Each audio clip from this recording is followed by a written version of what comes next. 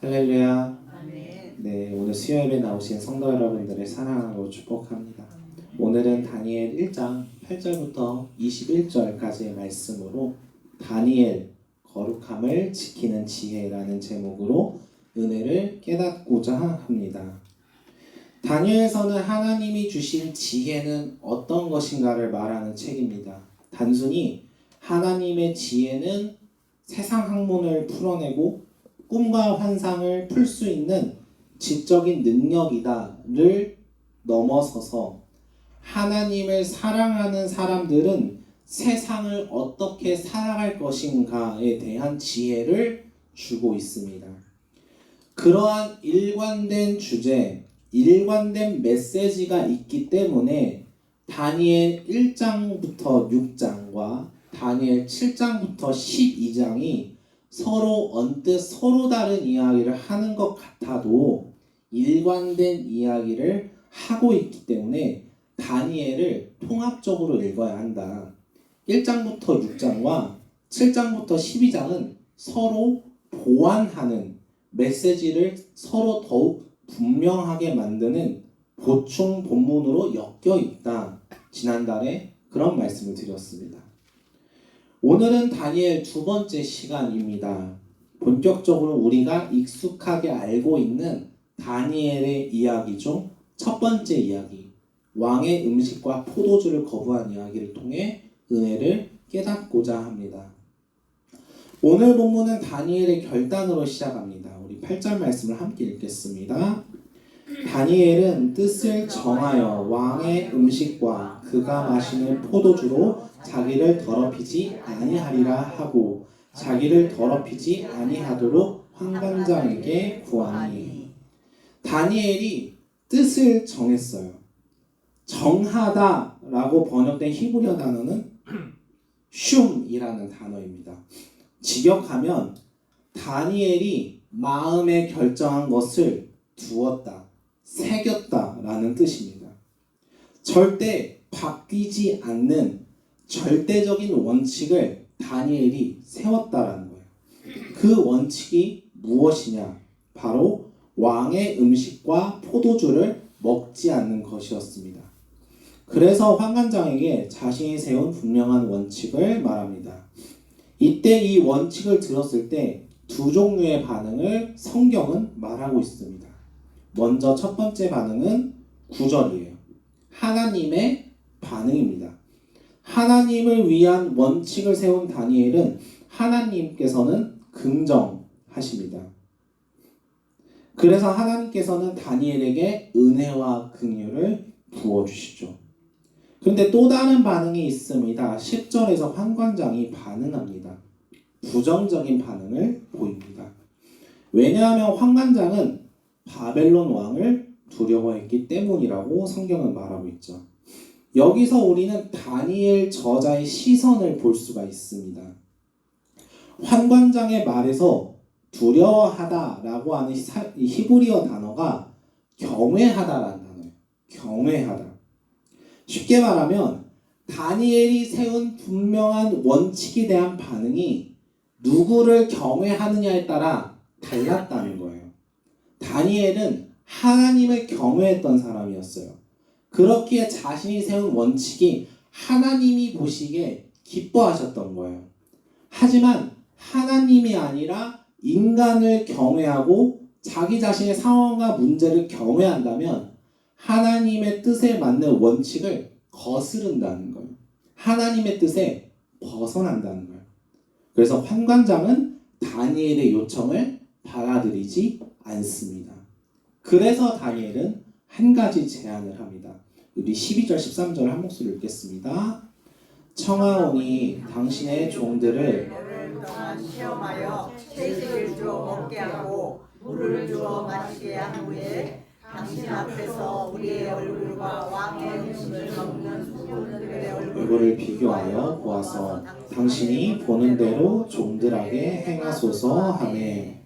자, 열흘 동안 시험해서 유대인인 자신들은 채식만을 먹고 왕의 음식을 먹는 다른 포로들과 한번 비교해 보자고 내기를 합니다. 그리하여 그 결과에 따라 자신들을 유대인들을 처분하라고 다니엘이 말하고 있어요. 이 모습은 일종의 대결입니다. 대결. 바벨론 입장에서는 남유다를 가볍게 찍어 누르고 남유다 백성들을 포로로 잡아가서 쥐락펴락하고 있다고 생각했어요. 자기들이 이 세상을 틀어쥐고 있다고 생각하는 거예요. 모든 것을 이룰 수 있고 모든 것을 할 수 있다고 생각하는 거예요. 마치 바벨탑을 다시 세우기 위해 흩어진 여러 민족들의 언어를 하나의 언어로 만들려고 했던 것처럼 다시금 하나님께 도전하는 거예요. 그런 모습을 두고 다니엘이 제안을 하는 겁니다. 정말 너희들이 그렇게 잘났다고 생각하면 너희들이 바라보는 시선대로 우리 하나님을 가볍게 제압했다고 너네들이 그렇게 생각한다면 한번 대결해보자. 붙어보자. 너네 바벨론이 신으로 추앙하는 신이 진짜 신인지 우리 하나님이 진짜 신인지 한번 붙어보자. 다니엘이 말하고 있는 거예요. 바벨론은 이 제안을 받아들입니다. 14절에서 그들의 말을 따라 열흘 동안 시험합니다. 그리고 나서 15절에서 이 대결의 결과를 보도하고 있습니다. 15절 말씀을 함께 읽겠습니다. 열흘 후에 그들의 얼굴이 더욱 윤택하여 왕의 음식을 먹는 다른 소년들보다 더 좋아 보인지라. 아멘. 열흘 후에 다니엘과 세 친구들이 더욱 아름다워지고 왕의 음식을 먹는 다른 소년들보다 더 좋아 보였다라고 보도합니다. 우리는 여기서 한 번 더 다니엘 저자의 의도를 파악해야 돼요. 15절에서 사용된 좋아 보였다라는 표현은 히브리어 단어로 토브라고 합니다. 토브. 좋았더라. 좋았더라. 익숙하시죠? 창세기에서 하나님께서 질서를 세우시고 하나님의 뜻대로 세상이 움직일 때 하나님은 세상을 보시고 좋았다고 말씀하셨어요. 달리 말하면 창세기에서 이루어진 하나님의 뜻이 보시기에 좋았던 것처럼 다니엘이 분명한 원칙을 세우고 그 원칙이 지켜졌을 때 하나님께서 보시기에 좋았다는 거예요. 결국 하나님의 뜻은 승리했고 다니엘과 세 친구들은 왕의 음식과 포도주를 먹지 않게 됩니다. 여기서 우리는 한 가지 물을 수 있을 것 같습니다. 왜 다니엘은 왕의 음식과 포도주를 먹지 않는다고 했을까요? 그냥 음식이었을 텐데 더욱이 왕의 음식은 그렇다 치더라도 포도주의 경우에는 왜 그랬을까요? 이스라엘은 포도주가 정말 흔하게 먹던 음료였는데 다니엘은 왜 이 포도주까지 왕의 음식과 더불어 거부했던 것일까 물을 수 있을 것 같습니다. 우리는 8절 말씀을 다시 보아야 합니다. 바로 자신을 더럽히지 않기 위함이었습니다. 그렇다면 우리는 더더욱더 물을 수밖에 없습니다. 그렇다면 왜 왕의 음식과 포도주는 자신을 더럽히게 하는 것이었던 걸까? 여기서 우리는 더럽히다의 히브리어 단어를 주목해야 합니다. 더럽히다의 히브리어 단어가 히브리어 단어 가알이라는 단어인데요. 이 가알이 부정하다, 오염시키다, 더럽히게 하다 뭐 이런 뜻이에요. 근데 이 단어가 언제 쓰이냐면 레위기에서 음식에 대한 이야기를 할 때 쓰이는 단어. 음식. 여기서 아마 생각나시겠죠? 레위기 11장을 보게 되면 하나님께서 정한 짐승과 부정한 짐승을 나누세요. 두 짐승을 구분하세요. 두 짐승을 나누는 이유는 무엇을 먹지 말아야 하는가 이 부분을 이야기하기 위함이었어요. 그렇다면 왜 먹지 말아야 하는데요? 이거에 대해서는 구체적으로 설명을 하고 있지는 않습니다. 혹자는 당시 위생에 대한 이야기를 많이 드려요. 위생. 당시 위생 상태로는 먹어서 안 됐다라는 거예요. 근데 오늘 저는 다른 관점에서 좀 보려고 합니다. 정한 짐승과 부정한 짐승의 차이는 이방 나라 제사와 관련이 있다는 거예요. 이방 나라에서 신에게 바치는 제물들은 부정했고 그 재물들을 하나님이 먹지 말라고 금하셨다는 거예요. 다른 나라를 보니까 저 나라는 저런 음식 먹네. 근데 그 음식이 그 짐승이 그 나라 이방 나라의 신에게 바쳐진 거였다는 거예요. 그 음식을 내가 먹는 순간 그 신에게 바쳐진 그 모습과 똑같은 행동을 이스라엘이 똑같이 하니까 먹지 말라는 거예요. 다시 다니엘로 돌아와서 다니엘이 뜻을 정해서 자신을 더럽히지 않겠다고 결단한 것은 신앙의 문제였다는 거예요. 바벨론 제국 사람들은 남유다를 멸망시키면서 자기들의 신이 바벨론 신이 남유다의 신 하나님을 이겼다고 생각을 했어요. 하나님이 패배했기 때문에 바벨론의 문화와 언어를 배우면서 바벨론 신을 섬기라고 강요하고 있는 거예요. 그래서 바벨론 신에게 바쳐진 그 부정한 음식까지 먹으라고 강요시키는 거죠. 그런 이유에서 다니엘과 세 친구들은 부정한 음식을 먹지 않겠다고 뜻을 정했습니다. 왕의 음식, 포도주가 바벨론 신에게 바쳐진 더러운 부정한 음식이기에 결코 입에 댈 수 없다. 우리는 여전히 하나님을 믿고 의지하면서 변절할 수가 없다 결단을 한 거예요. 그렇게 삶으로 고백한 거예요. 이 지점에서 다니엘이 이 뜻을 세웠을 때 9절에 하나님의 반은 은혜와 긍휼을 내려주셨다라는 것이 무슨 의미인지 우리는 깨달아야 합니다. 정말 많은 남유다 사람들이 바벨론 포로로 잡혀와서 이방 나라에게 우리나라가 망해버렸다라는 패배감과 절망감, 우리가 믿고 있던 하나님이 바벨론 신에게 패배하신 것일까? 라는 의문과 혼란, 앞으로 어떻게 살아가야 할지 앞날이 캄캄하고 막막한 그 시간들을 남유다 백성들은 보내고 있었어요. 근데 다니엘은 그렇게 하지 않았어요. 오히려 다니엘은 그런 생각을 배격한 거예요. 절대 그렇지 않다고 말하는 거예요. 1장 2절에서 다니엘은 하나님의 움직이심을 봤어요. 하나님이 패배하신 게 아니라 스스로 넘기신 거다. 여전히 세상을 창조하시고 우리를 보호하시고 인도하신 하나님은 우리와 함께 있다. 그 고백이 뜻을 정해서 바벨론 왕의 음식을 거부하는 행동이었다는 거예요. 그 모습을 보시고 하나님이 토브 좋아 보였고 은혜를 주신 거죠. 긍휼을 주신 거죠. 그래서 하나님은 다니엘과 세 친구들을 보시며 은혜를 베푸셨다는 겁니다. 눈에 보이는 상황은 하나님이 세운 질서가 다 무너져 보이는 탓에 하나님이 우리를 떠나신 것 같아요. 하지만 여전히 하나님은 우리와 함께 계시고 나는 여전히 하나님의 살아계심을 지키겠다. 그 믿음이 나를 지키겠다. 나는 지키겠다라는 그 고백이 하나님이 보시기에 토브 좋았다라는 거예요.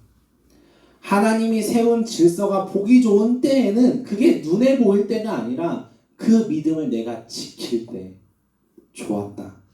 하나님의 마음에 들었다는 거예요. 하나님의 마음에 합했다는 거예요. 그게 보기 좋았다라는 거예요. 다니엘이 세운 뜻, 결단의 고백이 하나님이 기뻐하시는 모습이었다는 거죠. 저는 다니엘의 이러한 결단이 거룩함을 지키는 지혜라고 생각합니다. 분명히 내 주변의 상황이나 다른 사람들의 모습을 보면 먹어도 괜찮을 것 같아요. 나쁘지 않아 보여요. 오히려 안 하는 게 이상해 보여요. 그러나 다니엘은 뜻을 정했어요. 원칙을 분명하게 세웠어요. 그것은 부정한 것이야. 하나님의 말씀은 그걸 원하지 않아. 그거를 믿었다는 거예요. 그 음식을 내 입에 댔을 때 내가 부정해져. 나는 거룩함을 지켜야 돼. 그거를 알았다는 거예요. 그 지혜가 있었다는 거죠.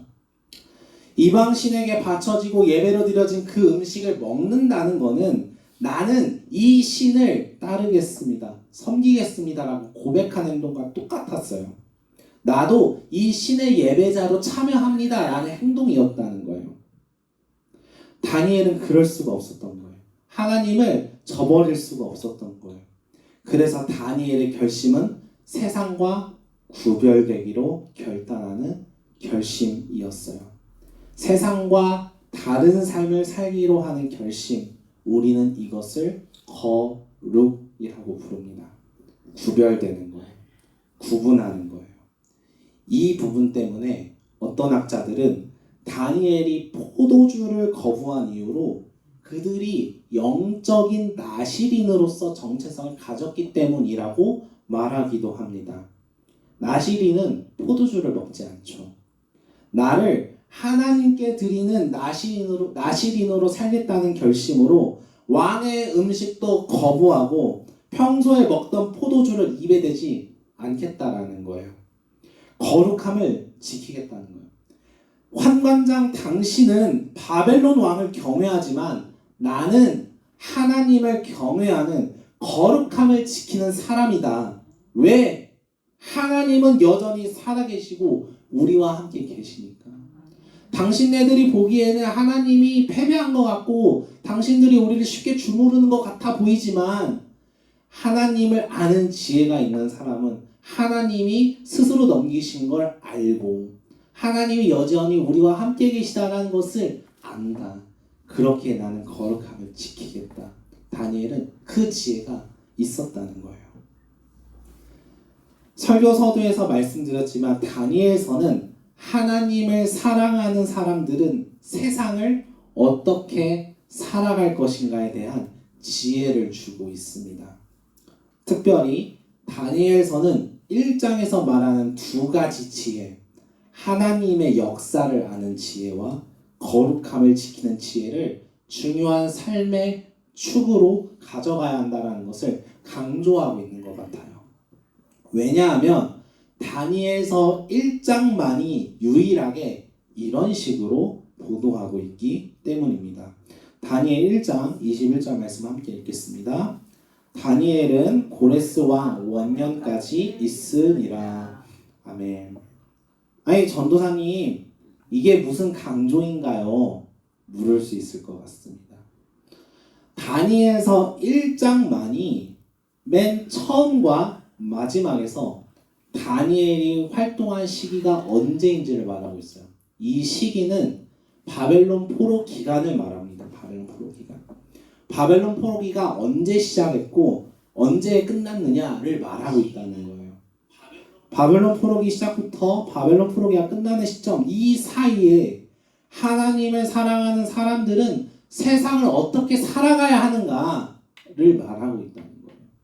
이 바벨론 포로 기간 동안에 우리가 어떤 지혜를 가지고 살아가야 하는가를 1장에서 말하고 있다는 거죠. 현재 다니엘이 살고 있는 세상은 어떤 세상인가요? 나라가 멸망하고 이방 국가의 포로로 끌려와서 삶의 희망이 없어요. 앞날이 막막한 세상이에요. 다니엘은 그 세상 가운데에서 살고 있는 신앙인이에요. 그 신앙인 혼자만이 아니죠. 같이 포로로 끌려온 사람들, 하나님 패배하셨다, 우리 망했다라고 비관하는 사람들을 향해 다니엘은 말하고 있는 거예요. 하나님의 역사를 알아야 해. 그거를 믿어야 해. 그렇기에 하나님께서 우리와 함께 계시기 때문에, 여전히 우리와 함께 계시고 살아계시기 때문에 우리는 거룩함을 지켜야 해요. 이 두 가지를 알아야만 두 가지 지혜를 가지고 있어야만 바벨론 포로기라는 정말 어려운 난관을 헤쳐나갈 수 있다라는 거예요. 실제로 바벨론 포로기 동안 믿음을 타협했던 수많은 사람들이 있었습니다. 특히 이 사람을 많이 의식했던 것 같아요. 열왕기하 25장을 보게 되면은 여호야긴 왕이 등장합니다. 여기서 유일하게 등장합니다. 열왕기하에서 여호야긴 왕이 왕의 음식을 먹는 장면을 유일하게 보도해요. 왕의 음식을 먹는 장면을 유일하게 보도해요. 남유다 왕이 하나님을 버리고 바벨론 신에게 굴복했다는 거예요. 포로기 기간 동안에 왕이, 기름 부었던 그 왕이, 하나님이 세웠던 그 왕이 하나님을 포기했다는 거예요. 포로기 기간 동안 하나님의 역사를 알고 거룩함을 지켜야 한다는 그 지혜를 가지고 삶의 문제를 풀어가야 하는데 그걸 포기했다는 거예요. 믿음을 저버렸다는 거예요. 여호야긴 왕의 모습을 보면서 이 다니엘서 1장을 읽고 있는 당시의 남유다 포로들은 어떤 생각을 했었을까요? 사랑하는 성도 여러분, 우리의 삶의 문제도 마찬가지인 것 같습니다. 바벨론 왕이 음식을 권하는 것처럼 너무나 큰 죄의 유혹과 시험들이 우리를 찾아옵니다. 그 유혹, 시험이 나에게는 너무나 버거워서 편한 길, 쉬운 길로 선택하죠. 그 유혹에 넘어가는 겁니다. 그러나 우리는 지혜가 있습니다. 믿음이 있습니다. 하나님이 보시기에 좋은 모습은 하나님께서 보시기에 좋은 모습을 내가 살기를 소망한다면 거룩함을 지키는 지혜를 가지고 그 유혹을 거부할 수 있어야 하겠습니다. 그 뜻을 세워야 합니다. 뜻을 정해야 합니다. 마음에 새겨야 합니다. 다니엘이 그랬어요. 왕의 음식과 포도주를 거부하고 영적인 나시린으로서 내가 하나님 앞에 살겠다라는 그 원동력, 하나님이 주시는 은혜와 긍휼을 받았기 때문입니다. 하나님의 은혜와 긍휼을 어떻게 받아야 합니까? 거룩함을 지키는 지혜. 이 지혜를 붙들어야 하겠습니다. 다니엘이 거룩함을 지키는 지혜로 삶의 문제를 해결하기 위해서 노력했던 그 모습이 하나님이 보시기에 좋았던 것처럼, 그래서 더더욱 은혜와 긍휼을 부어주셨던 것처럼 우리에게도 거대한 유혹과 이겨내지 못할 시험, 문제들, 다른 사람은 다 저렇게 하는데 나는 그렇게 하면 안 되나? 라는 그 유혹에서 거절해서 뜻을 정해서 거룩함을 지키는 지혜를 붙들고 하나님이 보시기에 좋았다 말씀 들을 만한 거룩한 삶을 살아내는 저와 여러분이 되시기를 주님의 이름으로 축복합니다.